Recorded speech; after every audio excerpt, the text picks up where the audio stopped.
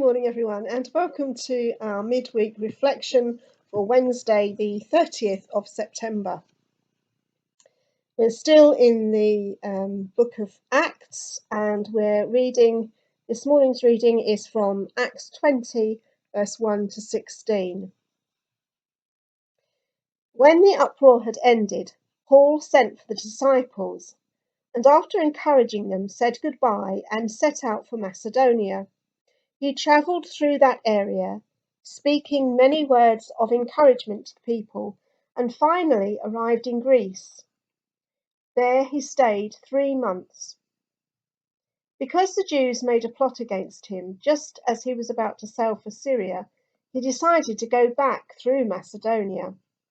He was accompanied by Sopater, son of Pyrrhus, from Berea, Aristarchus and Secundus from Thessalonica, Gaius from Derbe, Timothy also, and Tychicus and Trophimus from the province of Asia.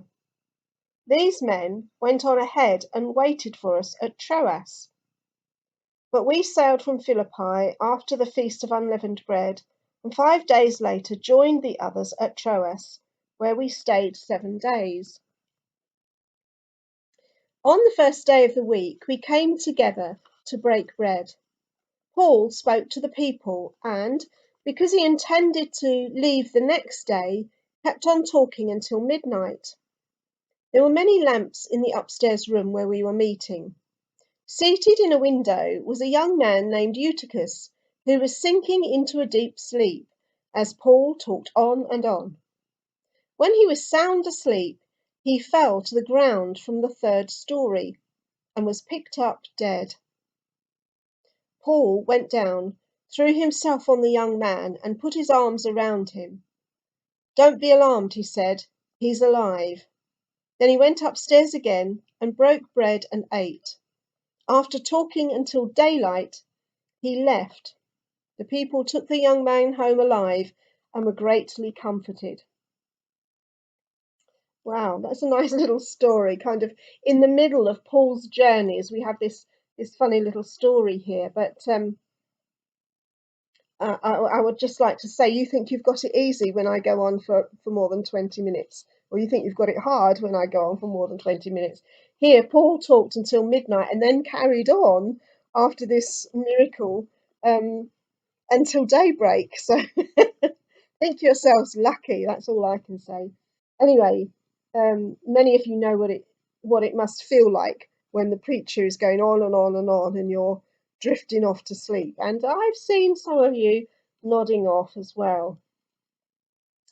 But I was just thinking about this little passage this morning, and it comes here in the middle of Acts, or towards the end of Acts. And what we've seen is Paul's extensive journeys. He's so committed to the gospel, and he's been going all over Greece and all over the place, really, preaching the gospel. Nothing, it seems, deters him, and he has a really tough time of it when you read, as we've been reading through the book of Acts.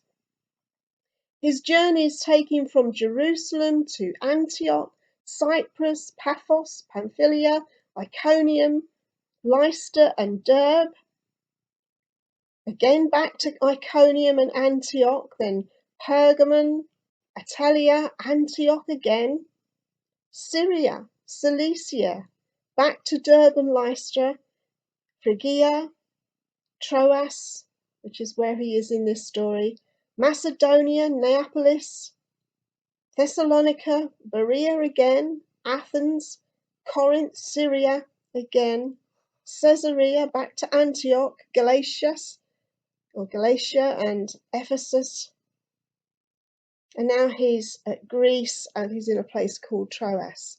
And everywhere he's journeyed, it is for the sole purpose of preaching the gospel. He wants as many people as possible to hear the good news about Jesus Christ. He's giving everybody the opportunity to be saved. And everywhere he goes, there are some Jews who are jealous of him, who continually must continually keep abreast of where he is, because they continually send people to stir up riots and trouble for him. And everywhere he goes, he runs into trouble. There's hardship and persecution everywhere. In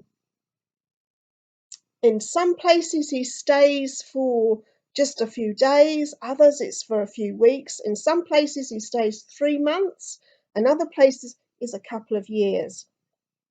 And everywhere there is problems because of those who want to stir up. And usually it's a mob they're stirring up when you look at it. They send people to stir up a mob. And within that mob that are shouting and creating, there are people who don't know really why they're there. They're just there and they're caught up in it.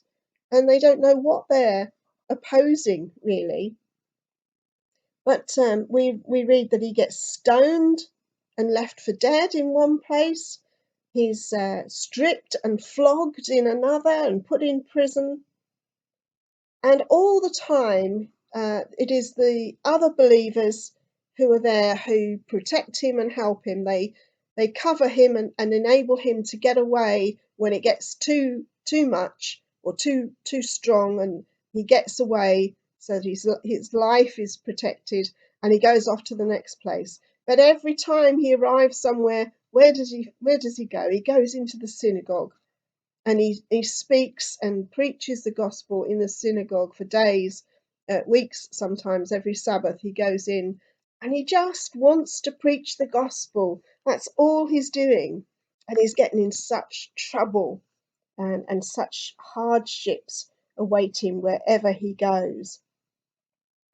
But now he's in this little place in Troas, and he's not got long. He's off to his next destination in the morning, and so he's preaching and preaching and preaching. He wants to get as much information out there as possible. He wants them to understand the gospel. He wants them to have the opportunity to be saved, and so he's going on and on and on, it seems, into the night, and it's midnight, and there's many lamps lit, so it's probably getting very warm with a lot of people in a small room perhaps. And this poor young man Eutychus, he just can't stay awake. He's dozing off, and it's just like maybe he can't understand it intellectually. Maybe he just doesn't get it, and so it's not grabbing his attention enough to keep him awake. And so he falls asleep. And unfortunately, he's sitting in the window, and he falls. And he falls out, and he's on the third story, so he falls, presumably broken bones, broken body, because he's dead. It kills him. And the people rush out and they pick him up, and he's dead. The news comes back to Paul that this young man has fallen out the window and died. And so Paul goes down and he does what he's seen Jesus do. He does what he's heard the prophets of old did when they wanted to bring somebody back from the dead. He throws himself onto the body, lays on the body of Eutychus. And he's obviously praying for Eutychus, and he raises Eutychus from the dead. So this is, I guess it's one of the biggest miracles that anybody can do, isn't it? To raise somebody back from the dead. So I think this little story is here to show us that God will get your attention one way or another. And if Eutychus couldn't get it in his head, he couldn't understand the gospel, he couldn't work it out in his own mind, or just couldn't understand it, then he knows now that he was once dead and now he's alive, that he's been raised from the dead. And presumably there's no broken bones, because they take him home at the end. He stays there now until till daybreak, and then they take him home. So presumably everything is healed, not just, it's not that he's alive but still got broken bones. He's completely healed. He's been raised from the dead whole. And so it's like God comes and confirms the word with signs and wonders. We read in Acts, in elsewhere, that even handkerchiefs that belong to Paul, that he's prayed over and given to people, carry that healing anointing, that people are healed just by receiving one of these handkerchiefs. And so there is this sense in which, yes, the gospel needs to be preached. And yes, we can, as preachers, go on and on and on a bit. And some of you, I know, you've sat there and thought, oh, when's she going to shut up? And some things we get, some things we grasp, and other things take us a little bit longer to work out, to understand. We don't always get it first time.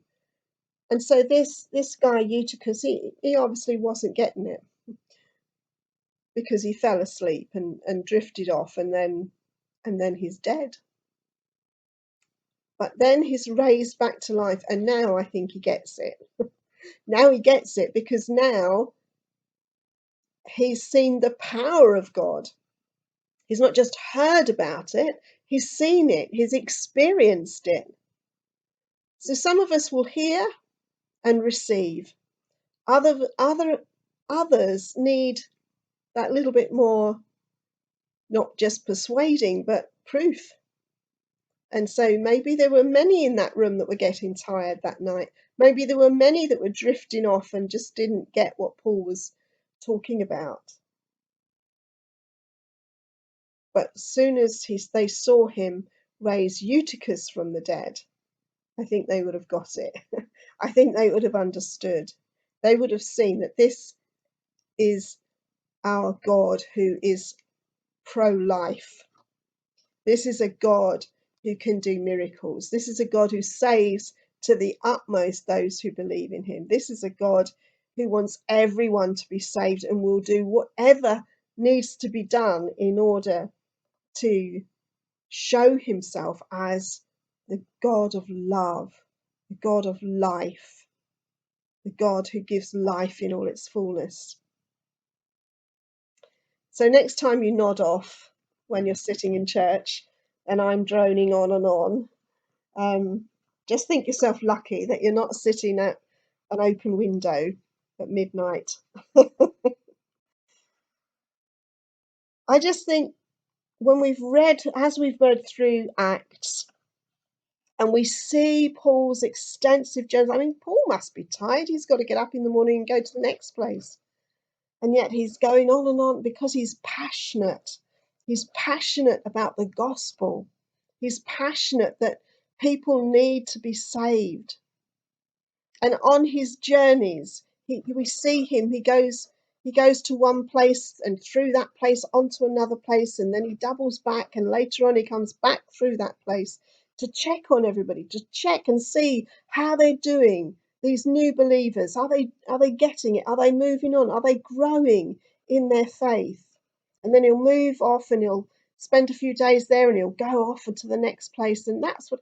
And when they've got it, that's when he establishes elders in the place. When he finds people that have understood the gospel, that are living it on a day-to-day basis and putting their faith into action, then he calls them and sets them apart to be elders in the church. And he creates a church. Paul isn't going to stay there with them. He's not the pastor that's going to stay there and look after their needs. He is the evangelist. He is the sent one, the apostle that has to take the gospel out and go to different places so that everyone gets the opportunity to hear the gospel. But he's careful also to call others into their spheres of ministry, into their acts of service. And so he calls people to be elders and puts them in charge of giving the people the gospel and the good news, and helping them to find their strength in their Lord, and find their faith. But I just see Paul, I mean, he gets a bad press sometimes, but Paul really suffered for the gospel, and he was really passionate about getting the gospel out there. And wherever he went, he knew that trouble lay there. Trouble was waiting for him, because some of the Jews were just wanting to stir that up all the time. So next time you're tempted to give Paul a bad press, just consider his journeys. He's coming to the end, really, of these journeys, because if we read on tomorrow, as we go on through to the end of Acts, we find that he begins to tell people that they're never going to see him again. They won't see his face again, that because he gets this message from God that to trust God, because there is trouble, real trouble ahead, and Paul expects to die. We're not told in the book of Acts that he does die, but we know that he doesn't come back that way again. And once he gets to Rome, he is put on trial and all of that, and he's in prison again. He doesn't come back this way, but it's there that he starts then to write letters. So we get the letters then to Corinth and Rome and all the different places that Paul writes to give them further wisdom and guidance into the elders that he has appointed, so that they can continue to build up the people in the church there. So Paul expects to die. He thinks he's going to die, but nothing deters him from preaching the gospel. So nice little story there in the middle of Paul's journeys, and something to reflect on as we go about our day to day, that Paul was passionate about the gospel, and he was able to do miracles, and that God will get his message through one way or another. So I think my best advice to you is to try and stay awake and listen. God bless. Hope you have a good day, and I'll speak to you soon. Bye for now.